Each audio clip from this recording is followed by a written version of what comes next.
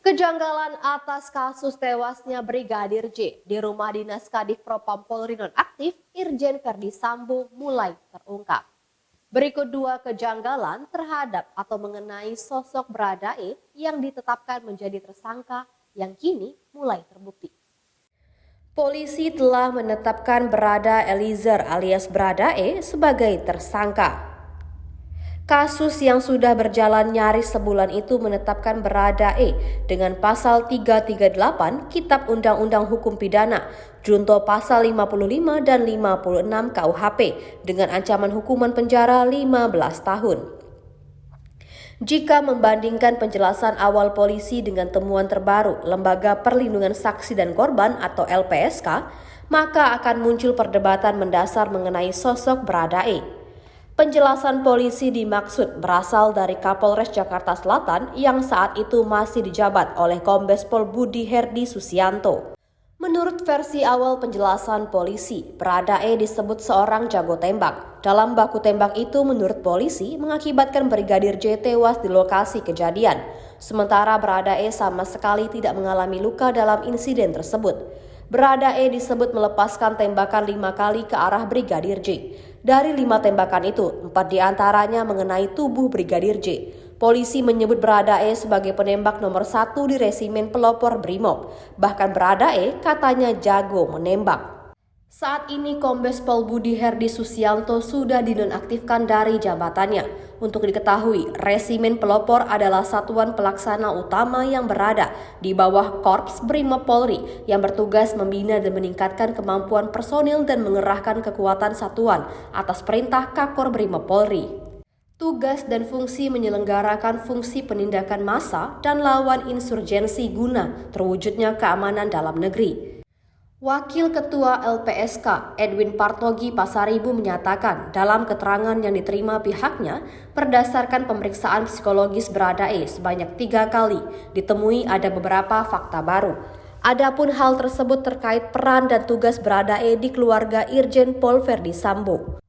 Kata Edwin, berdasarkan penelusurannya, Baradae bukanlah seorang penembak atau spinner. Dalam temuan LPSK, belakangan ini didapati keterangan kalau Baradae baru menggunakan pistol jenis Glock pada November 2021 dari Divisi Propam Polri. Tak hanya itu, Edwin juga menyatakan jika dihitung dari insiden baku tembak yang terjadi di rumah dinas Irjen Pol Verdi Sambo yang menewaskan Brigadir J, itu rentang waktunya cukup jauh dari terakhir kali Baradae berlatih tembak. Terakhir kali Baradae latihan menembak itu terjadi pada Maret 2022 lalu, sedangkan kejadian insiden baku tembak terjadi 4 bulan setelahnya yakni pada Juli 2022. Kendati demikian, terhadap keterangan tersebut, kata Edwin, masih dalam penelaahan sekaligus investigasi oleh LPSK. Di awal penjelasan polisi juga menyatakan jika Baradae adalah pengawal Irjen Verdi Sambo. Katanya Baradae sebelumnya tergabung dalam pasukan elit resimen pelopor Korps Brimob Polri. Baradae diklaim merupakan seorang pelatih vertical rescue. Hal itu seperti yang diutarakan Kapolres Metro Jakarta Selatan Kombes Pol Budi Herdi Susianto pada Selasa 12 Juli 2022. Namun temuan LPSK menyebutkan Baradae merupakan sopir untuk akomodasi Irjen Pol Verdi Sambo. Keterangan itu didapat LPSK saat melakukan pemeriksaan tes asesmen psikologis terhadap Baradae. Sementara terkait status tersangka, Lembaga Perlindungan Saksi dan Korban atau LPSK meminta Polri agar menjamin keamanan Baradae. Keamanan Baradae dinilai penting setelah ditetapkan sebagai tersangka guna mengungkap kasus pembunuhan terhadap Brigadir J. Ketua LPSK Hasto Atmojo Suroyo mengatakan keterangan Baradae dalam kasus pembunuhan Brigadir J penting agar tidak ada yang mengintervensi. Selain itu, Hasto menuturkan perlindungan yang diberikan Polri dinilai penting untuk menjaga keselamatan Baradae. Sebab jangan sampai yang bersangkutan mengalami hal buruk, itu semisal keracunan atau diracun, melakukan upaya bunuh diri, melakukan penyiksaan di tahanan, dan lain sebagainya. LPSK menilai perlindungan terhadap Baradae penting karena hal tersebut akan berkaitan langsung dengan proses pengumpulan keterangan hingga proses peradilan bagi yang bersangkutan.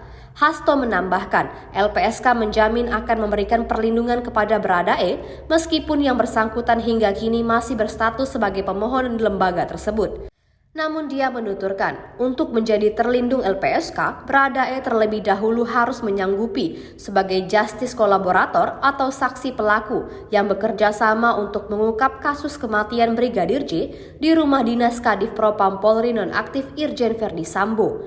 Sementara itu, Ketua Tim Penyidik Tim Khusus Bareskrim Polri, Brigjen Andi Rian Jayadi mengatakan penembakan yang dilakukan Baradae terhadap Brigadir J bukanlah untuk membela diri.